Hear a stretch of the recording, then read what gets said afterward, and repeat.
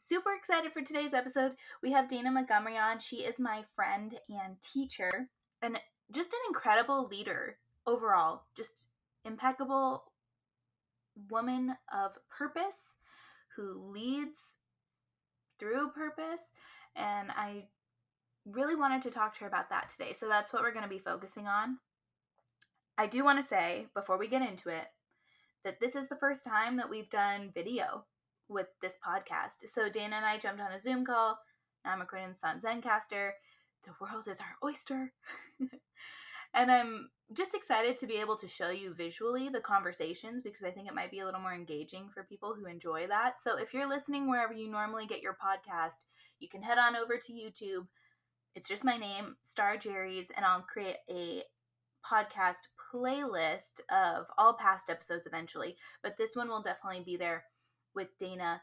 It's the Creative Strategist, and as we continue forward with these podcasts, I'll just continue with this video format, and I think it's going to be great.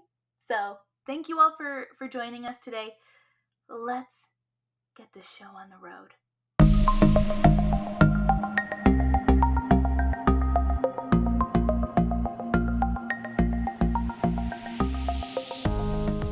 You're listening to The Creative Strategist. Every episode, we learn from fellow professionals, leaders, and entrepreneurs. From purpose to product, leadership to lead generation, this podcast runs the gamut on all things business. We get full perspectives from people who put in the work every single day, whether they are at the helm or behind the screens, pushing the pixels or developing the strategy. I can't wait to learn with all of you. Let's get started. We're recording. This is real. You guys are going to love Dana. She's amazing and such a great leader, and we just have so much to learn here. I'm so excited for all of us. I'm pulling up my questions right now. There you are. Oh my God, we're twinning. Oh, I'm so excited. I have maybe 12 different sweaters that I just rotate in my house. Oh yeah, same. All the time. I realized one day that I posted 4 different stories with 4 different sweaters. Oh, amazing. You got to go through. There's nowhere to go. So there isn't. Let me live. Yeah, exactly. That's it for me. Well, I'm so excited. I am too. I'm super excited. Reading the questions made me even more excited. I'm like, oh, I can't wait to talk about this stuff. Oh, it's going to be so good. And you're just, I know how humble you are, but you are such a great leader and you care so deeply about the people that you lead. And I can speak from experience. Yeah. So I just think you have a lot to teach us. Of course. Oh, you're so all right. So I'm just going to read your bio really quickly. Okay. Just to introduce you, and then we'll dive right into these questions. So Dana helped me by giving me a little bit more of her background, because you can know someone for a really long time, but still not know all there is to know. So let's start from the beginning. Dana Montgomery is 23 years old and of Hawaiian, Portuguese, Japanese, and Scottish descent. She's been doing Polynesian dance her entire life and describes herself as being the humble director of Lay Polynesia. I love that. A little bit about Dana's background before we get into her interview. Dana started dancing at 2 years old. From a young age, she loved dancing and drumming and has danced in numerous professional shows and competitions. She has traveled throughout the U.S. as well as to Tahiti and Hawaii to perform and compete. Her first Ori Tahiti solo competition was at the early age of 8 years old, and she placed first at 9 years old at the San Jose Tahiti Fete Tahitian solo competition. Since then, she's competed and placed numerous times. She started teaching dance at 16 years old. I didn't know it was that early, so I'm excited to ask about that.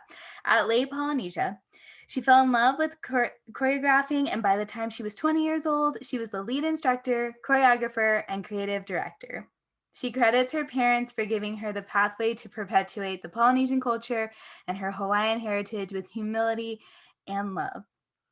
And Dana is such a phenomenal woman and leader. She leads with a grateful heart and feels blessed to lead our group, and I can say that because I'm a part of it, Oh, I and love that. continue what her grandparents started. I know. I'm so grateful. I asked Dana to write this for me, and I loved the way she ended it. I think it just sums up her incredible humility and love for her family and dancing in one single sentence. This is what she wrote.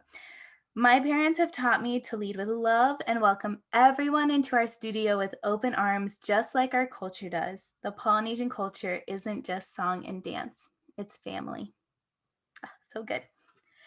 All right. So now that we're all warm and fuzzy, I'll start off with some questions. And mainly, I just want to ask you about being a leader because you've taught me so much in Oh, my, that's so sweet. of course, in my time of knowing you.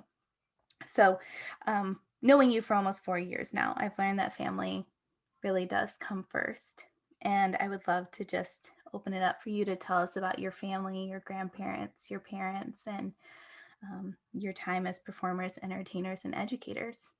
Yeah, for sure. So when my grandparents were probably towards like the tail end of them leading our group, I was like 2 or 3 years old. So the second I was born, really, I was just born into it. My parents were teaching. I would be like walking around the dance room, and we started in our garage. So my grandparents had their studio, and then my parents also had one as well because they lived in Long Beach. So we had one down here. So we were there like simultaneously teaching classes. So I would be walking around in our garage while classes were going on. So that was just how into the culture I was. It was just my everyday life.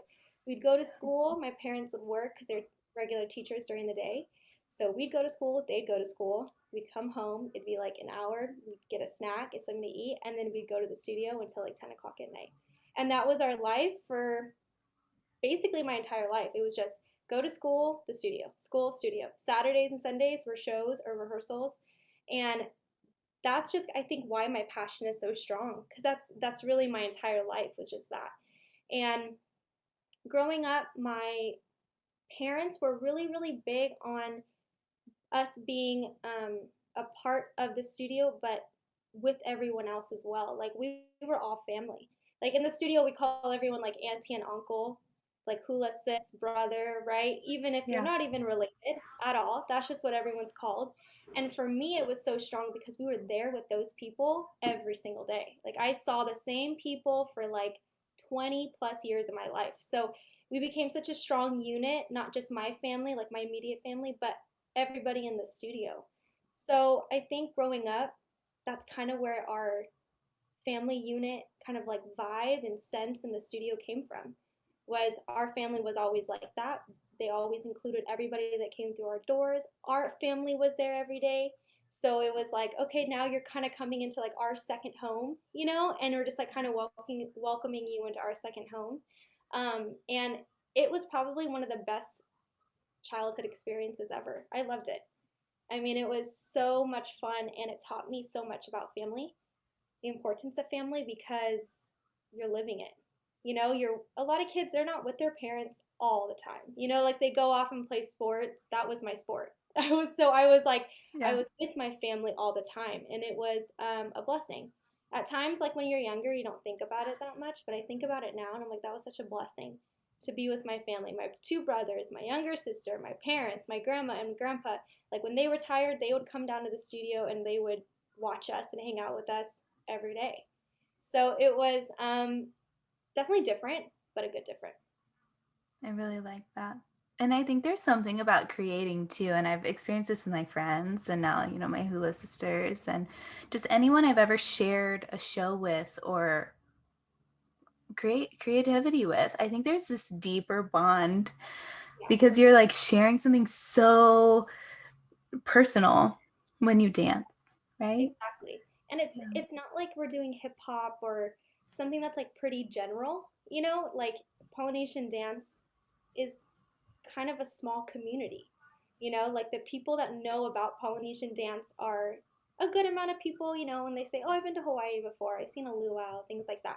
But the people that actually, like you were saying, like that create, that dance, that are in it, that are part of the culture, it's a deeper bond. Like it's a community that you form. And I think it's not so much the dance itself, it's the vibe and the Yeah. friendships that that you make. Like I've known like Uncle James, for example, and Uncle Neil, right? Like they were the first people ever to play music with my dad, and I've known them since I was 2 years old. So they're not just, oh, uncle, whatever. It's like that's like my family because we do something together that's so unique that I can't compare to anyone else. And it, like you said, like it's just a deeper bond. Can't really Yeah. explain it, but it's just something deeper. Yeah, it's great. There's a lot of layers to it, you know. I feel Totally. very like privileged too because it's also a cultural thing. So, yeah, and we'll get to that too. I did want to give you a chance to touch on your grandmother and your grandfather and their history with entertainment. Yeah, okay. Their story is so beautiful and exciting and fun. So they both lived in Hawaii. My grandma lived in Oahu, and then my grandpa lived on Kauai. And they, like my grandpa, he played music his whole life. Was a musician. He loved to drum, loved to play guitar, and then my grandma loved to dance. And her dad was actually a Hawaiian musician, so she loved to dance. He would always play music.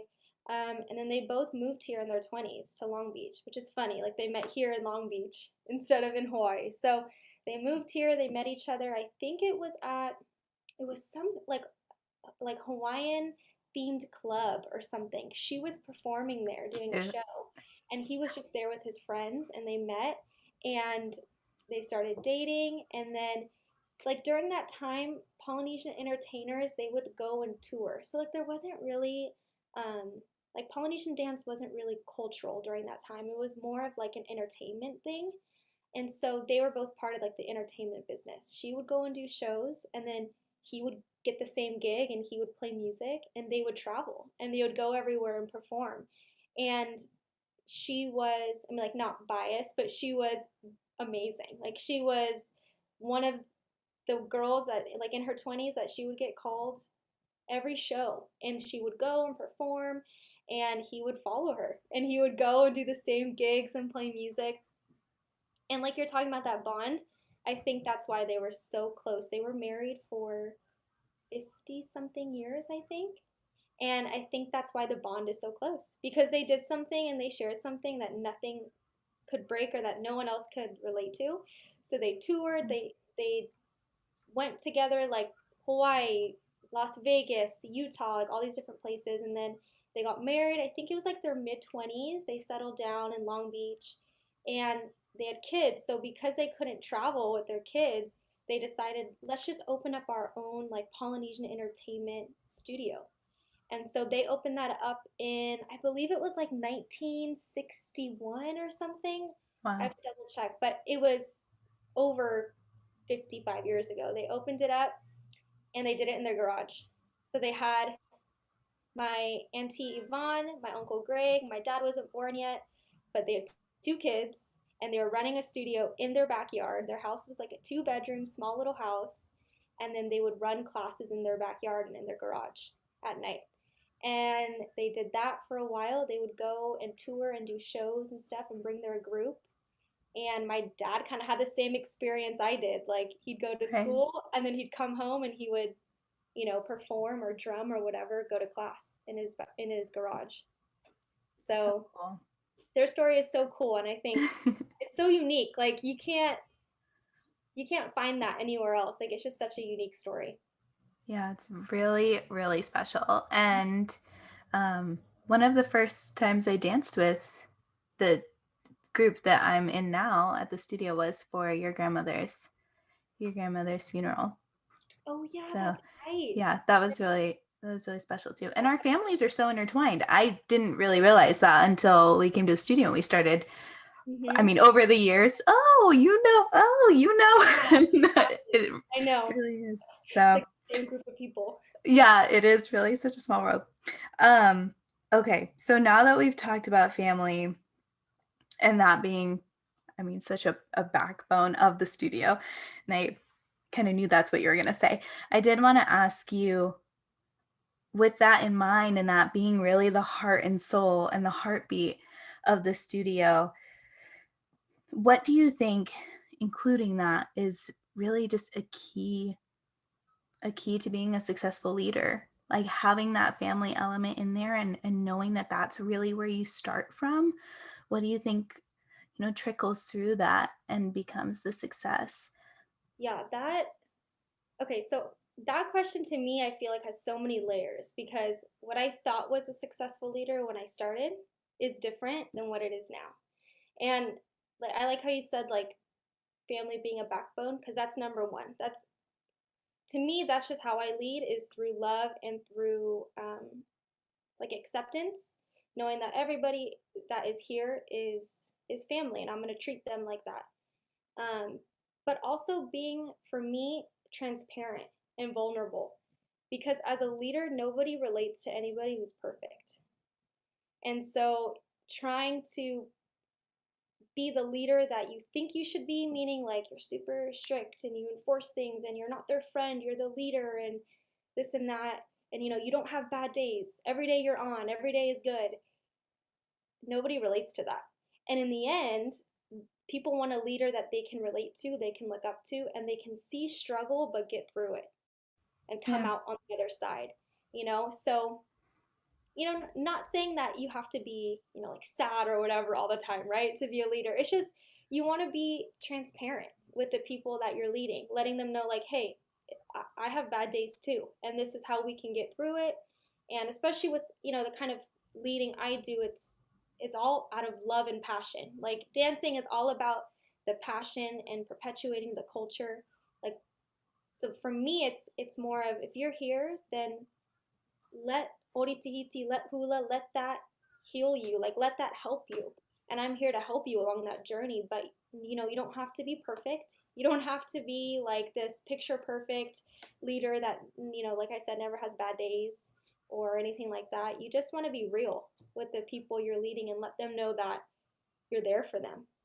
Really. Hmm. Because like through my years I've just learned that majority of the or yeah, majority of the people that are there, they obviously want to be there because they want to learn, but they also want to be there because it's some sort of relief for them and it's some sort of like deeper meaning to them. So you don't always have to be that strict reinforcer all the time. You can just kind of be that sense of relief for them.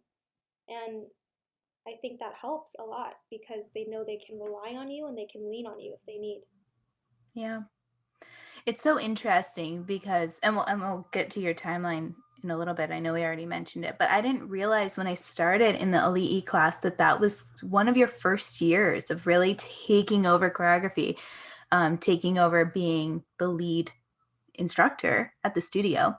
And but like not knowing that, and then looking back now, like I have noticed such a change in just the way we all relate to one another as we continue to get older, as we continue to, get wiser.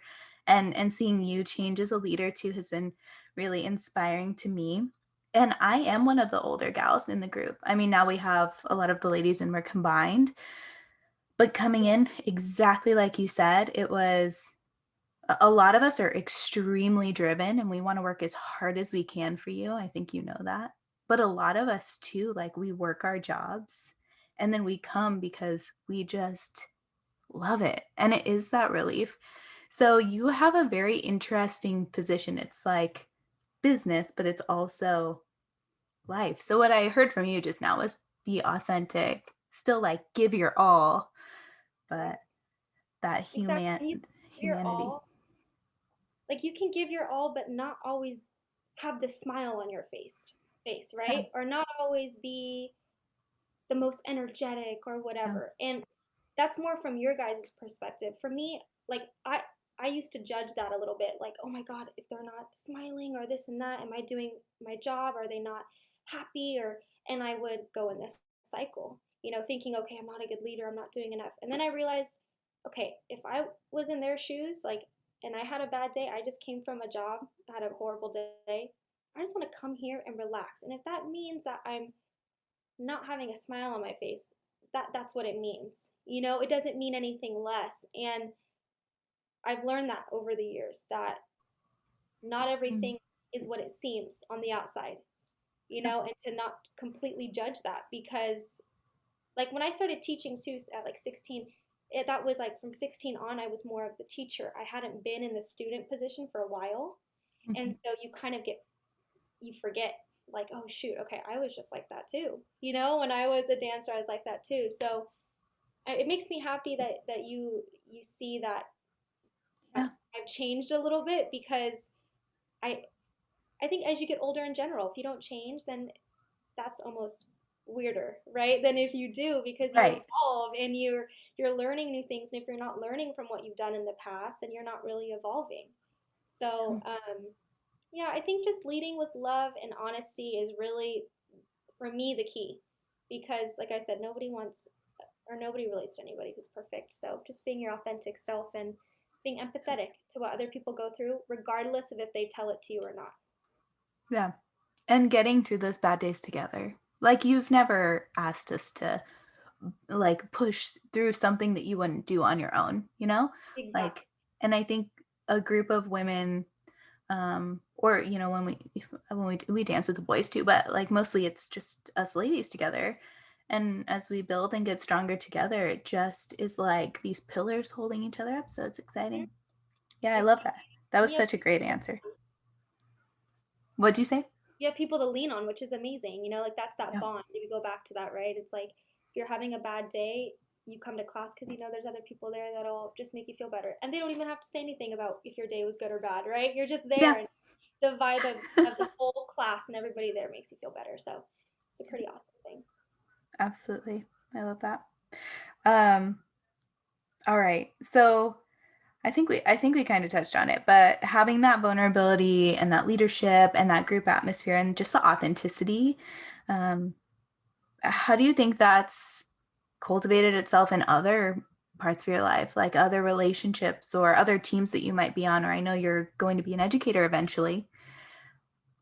How do you think that's I helped think you?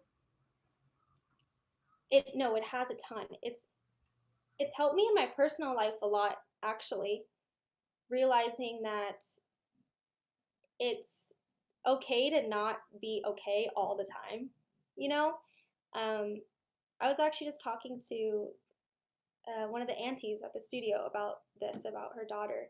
And I was saying, in high school, and then you're like your year right after high school, it's all about who you hang out with, who you fit in with, and you know what I mean? And then you get out of it and you kind of start to realize that's not really who I am or who I want to be, but you kind of just do it because you think that that's what you're supposed to do. Same Yeah. thing with how I used to lead. It was like I thought that was what I was supposed to do, so I used to always try to, be perfect and not make a mistake and this and that. But it never did anything for me. If anything, it was like a disservice to my students and to myself. And so I've learned that in my personal life too. Like, it's okay to make a mistake. It's okay to not get the best grades. It's okay if a student of mine, like, when I'm teaching at the studio and then also when I'm observing for my um, teaching credential, it's okay if I don't know the answer right away. Like, that's normal. That's fine. You're okay. It happens to everybody. Figure it out and you'll be okay. Same with like the path the way I'm on. A lot of my friends are not on the same path as I am, or they've done things before me, or they're doing something different. And I used to always think, oh, is that what I should be doing? Because they're doing it. And I realized, no, do what you feel is best for you. Be your most authentic self. Be honest with what you want and why you're doing it. It'll be okay. It'll turn out okay. It's not always about what you think you should be doing, especially with social media nowadays. It's like so easy to compare and to see what you should be doing when in reality, you're probably doing everything fine. You're just comparing, or, you're not being authentic. So Yeah. I don't know if that answers the question, but That was great. I okay. think It's just it's helped me a lot to be more confident soundbite worthy. in myself, I guess. Yeah, I guess that's more what it is. I've just learned to be more confident in me and who I am and what I believe in and what are my strengths, and to not always feel like I'm not enough or I'm not doing enough. Yeah. Oh my goodness, yes. Oh It's so easy to play the comparison game, isn't my it? gosh, all the Oh, time. And it's so hard because you don't want to, but you subconsciously do. Of And course. yeah, you have to like, I don't know, you almost have to stop yourself before you start thinking those things. You're like, okay, wait, I'm going on the wrong path. I'm fine. Everything's good. Yeah, because, well, one, we can't actually see, right? If we start to compare, we don't really know what's going on over there. Or is that grass really greener? But we can know what we love and we can pursue what makes us happy. And it might not make Yeah, someone else happy, but for us, it's great. So, exactly. Exactly. You such never a really good know what's answer. going on. Everything you just look at is from the outside. So Right. there's no, but you, like you said, but you know exactly what's going on with you and how you are and what you are. So Yeah. just focus on So good. This is kind of a quickie question that I've always wanted to ask you. We talked about you starting at 16 as a teacher, and I think of every hobby or every career as kind of like, I always think of Bambi in the movie when you're first learning to walk and you're kind of sliding that. around a little bit and it feels uncomfortable, and then before you know it, you're running. Yeah. I was just curious what that first class felt like, and how you would describe you feel now, that growth. Oh my gosh, that's so crazy to think about. I'm 16. I mean, so the first class I ever taught was actually the elite class, which is like the advanced ladies class, Right? right? So like the most advanced and like hardest class to teach. And I didn't even really teach the class. I just kind of came in and my mom said, "Do you want to choreograph an otea?" Which is like a routine. And I said, "Yeah, sure. Like I'd love to." I was so excited. And so I came in for the class and I taught it. And I remember being so nervous because I'm 16. The elite class, the youngest girl in there was 16. Everybody else was 20s, 30s, 40s. So not only did I feel out of place, I felt like I didn't have, their respect. And not in a bad way, but just like, oh man, I'm not good enough. They're so much older, they know so much more, Hmm. they're expecting so much more. So it was nerve wracking. I did it, and looking back, I think I've grown so much from the way I approach it.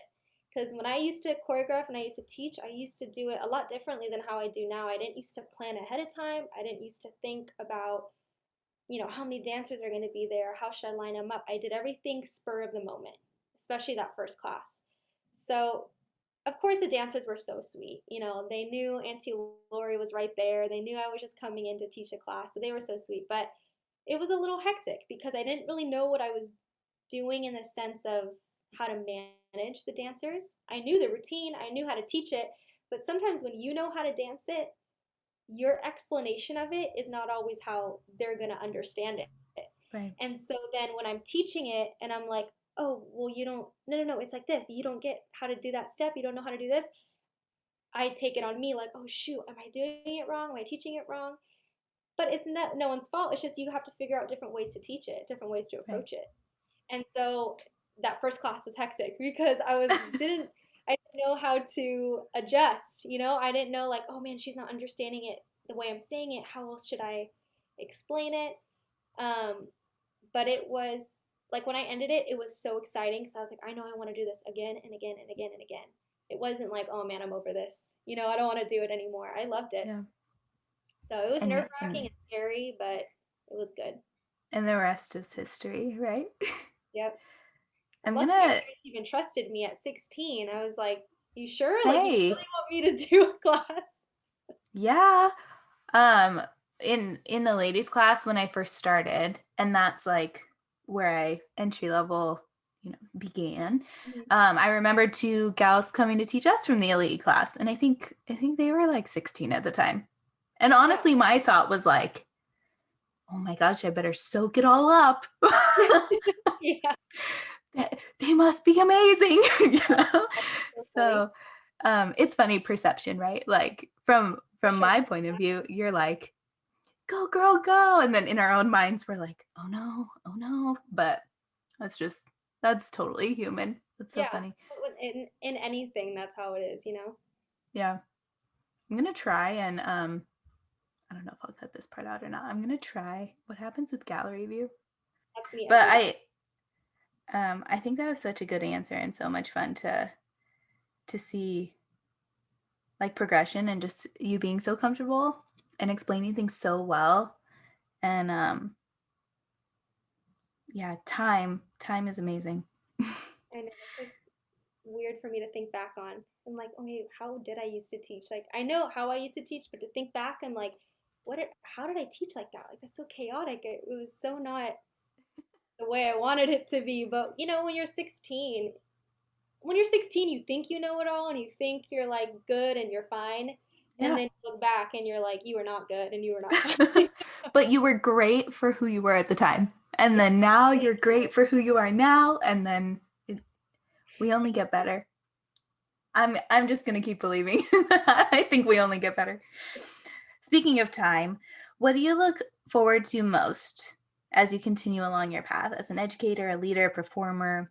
What's the most when you look forward, what excites you the most about the next 5, 10, or 15 years? I am so looking forward to watching my dancers grow and seeing them Nice. continue to grow, not just as dancers, but really as people. Like, that's been the most exciting and rewarding thing I have ever experienced is I have seen dancers from when I started teaching at 16 all the way until now that have stuck with us and been with us. And even people like you who have only been with us for what, like 4 years, 5 years, Yeah. just that time, being able to watch them grow because Oritihiti and hula, it's not just dance, it's like a personal lifestyle.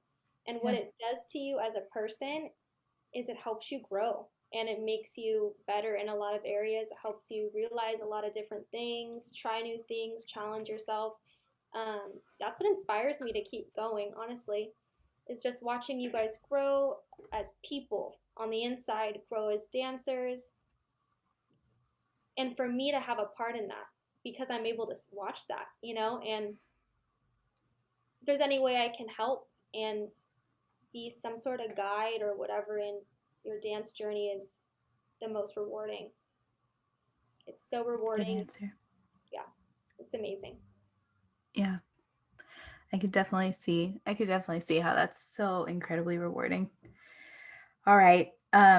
Short and sweet question to sum it up. Or maybe let's go to the Instagram questions first. I'm very excited about these. So we put it out there on social media because Dana and I hang out with, a lot of the same people nowadays.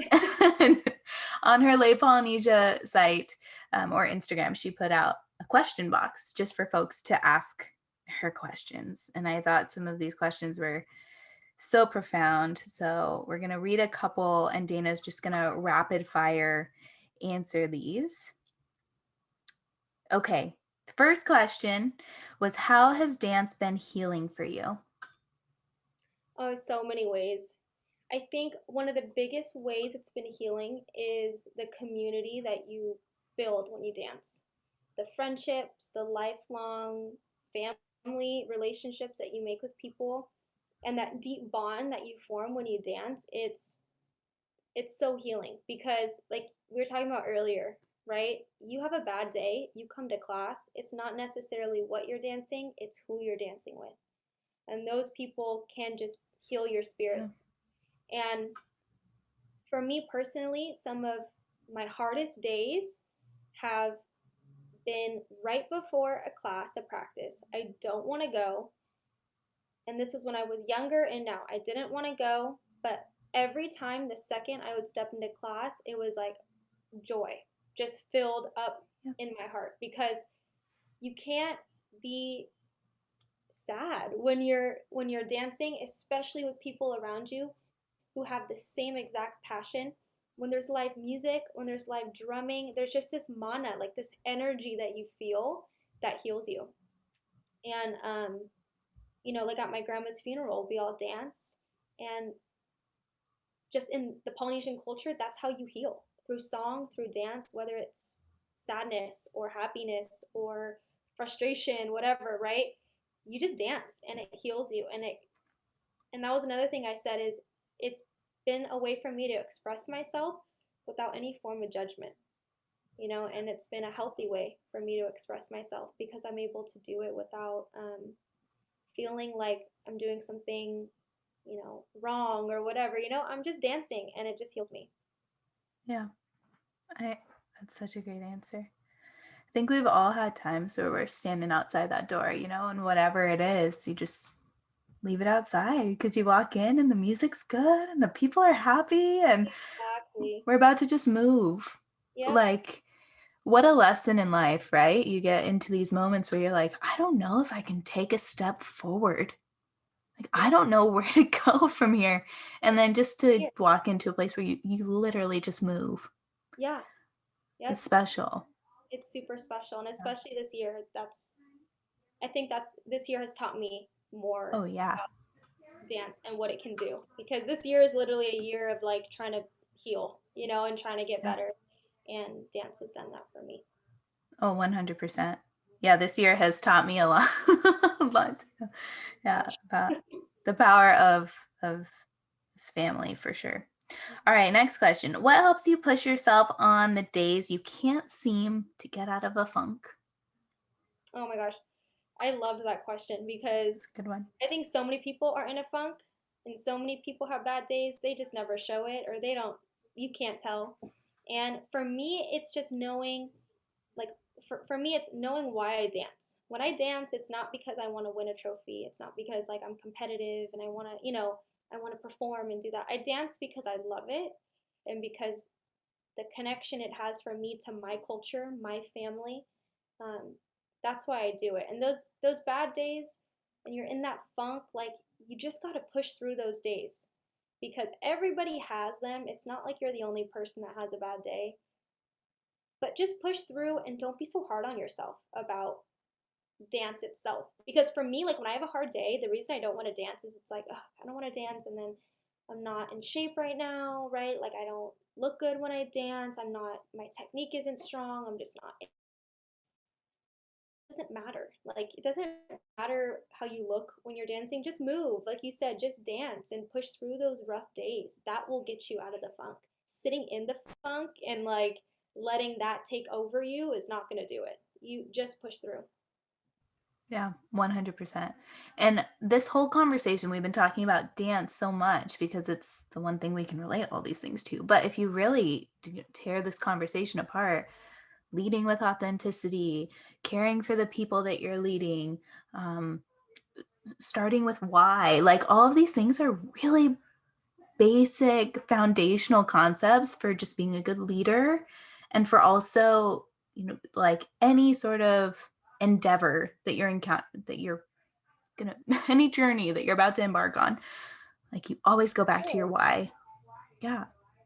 Yeah, exactly. And doing it because you love it. No one ever Yes. succeeds at anything because they don't like it. You have to find what your passion is and lead with that. If you're passionate about it and you like it and you love it and you like that's yours, there's nothing that'll stop you. You just have to continue to push through and it'll work out. Yeah, it's great.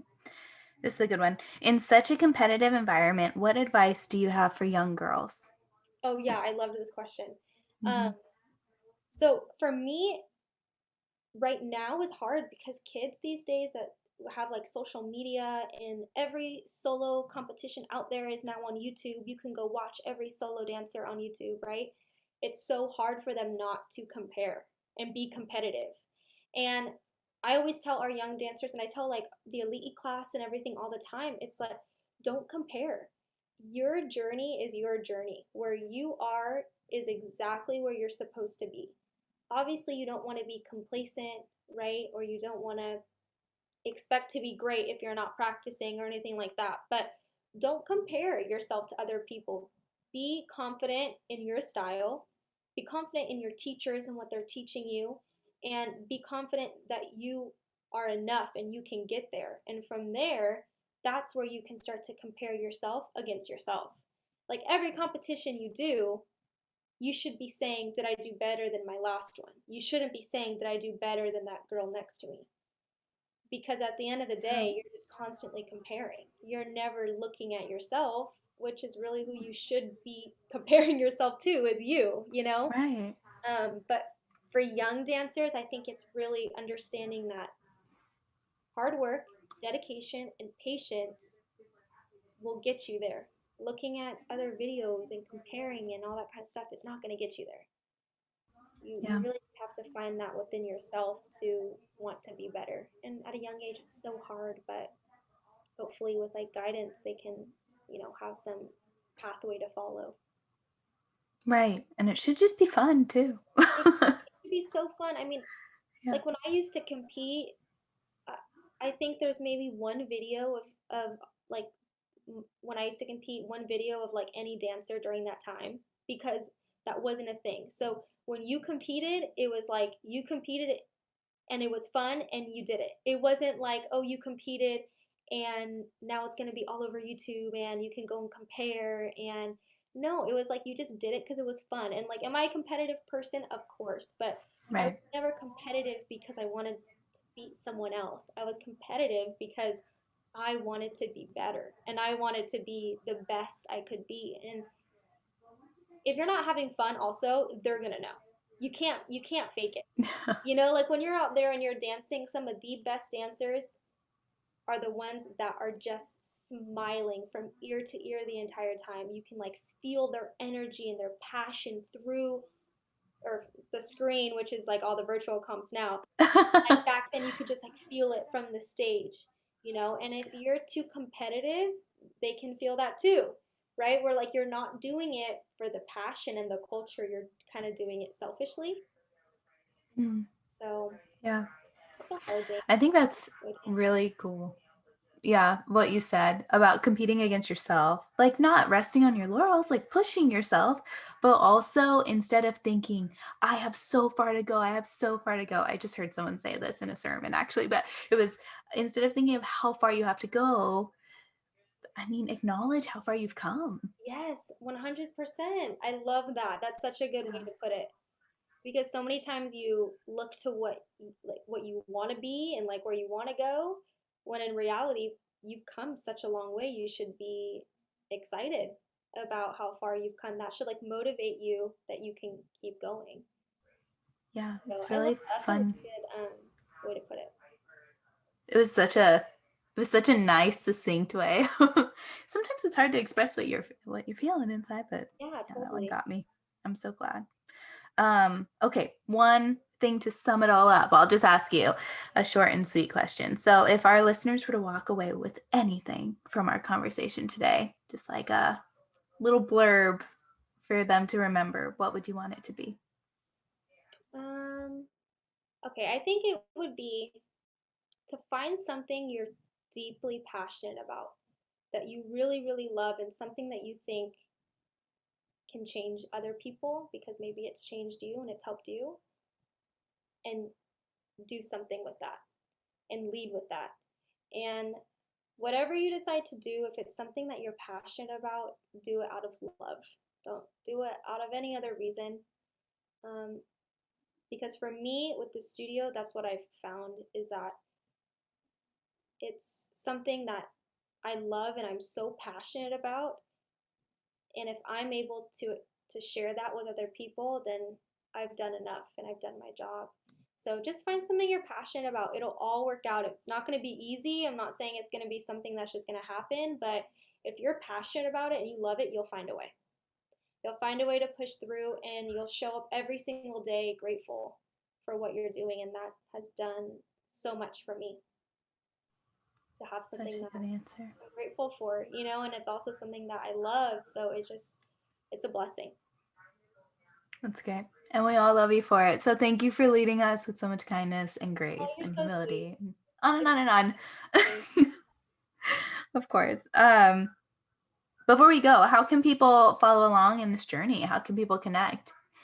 So we have an Instagram and a Facebook page, just Lay Polynesia, one word, all lowercase. So you can follow us through there. That's like our business account. And then my personal is Dana_Montgomery, and it's just all lowercase too. So you can follow me on there too. Um, but yeah, Facebook, Instagram, that's kind of where we're at. And then if you want to visit our website, you could go there too, contact us. It's lepolynesia.com. Pretty simple. And yeah, that's it. Perfect. Thank you so much. I should say mahalo. Thank you. This was so much fun. This is awesome. Gosh, Dana's podcast was so inspiring. It's just really, really special to get to talk to business owners who are so purposeful, whose business is soulful, and it pushes beyond profit, beyond product, beyond service, and it really is something that is deep and meaningful. And for Dana and her family, Lake Polynesia is just that. You know, their careers as teachers are that. And I'm inspired. So I'm sure you are too. If you have any questions for us, you have Dana's social media, so you can reach out. If you have questions for me, you can always contact me at Star Jeries on my Instagram, or head on over to starjeries.com. There's a contact form on there, so you can say what's up, say hi. I always like making new friends, so definitely connect. Anyway, until next time, love you guys. Have a good one. Thank you for listening to The Creative Strategist. Head over to starjeries.com/The Creative Strategist for notes on today's episode, information about upcoming events, or to nominate a guest for the show. Don't forget to leave a review and share this podcast with a friend or colleague. Thanks again for hitting play. See you next time, Creative Strategist.